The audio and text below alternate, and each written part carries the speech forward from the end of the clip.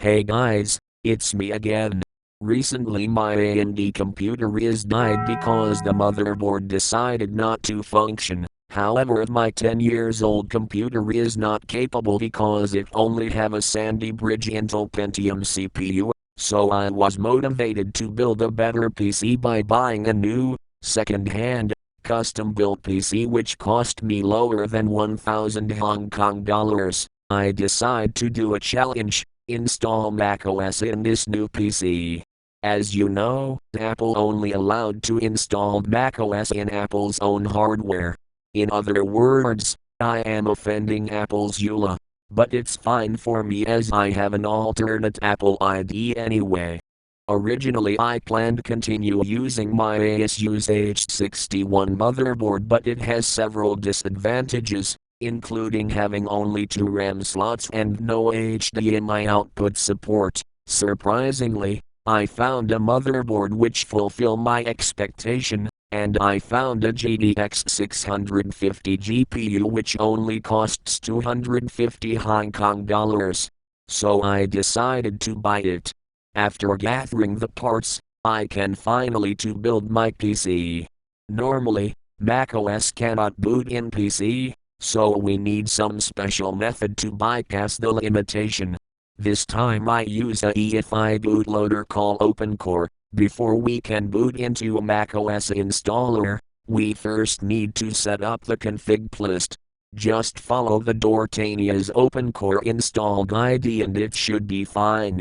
The OpenCore install guide will tell you what you should do in case you don't have the recovery. When both the PC and USB drive is ready, it's time to install macOS. The install process is quite similar to Windows installation. Of course, you should be patient because the installation process may last many hours. This includes debugging.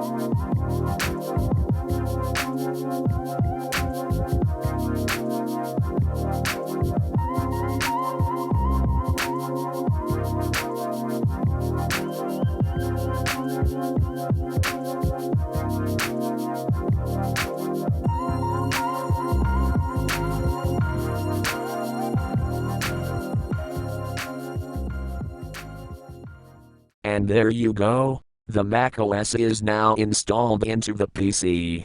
Of course, this is not end of story. There is so many things to do after the installation. They are listed in the Dortania's Open Core Post Install Guide. I won't repeat them here. I hope you guys enjoy this video. Make sure to subscribe and click the bell to receive notification of my new video. See ya.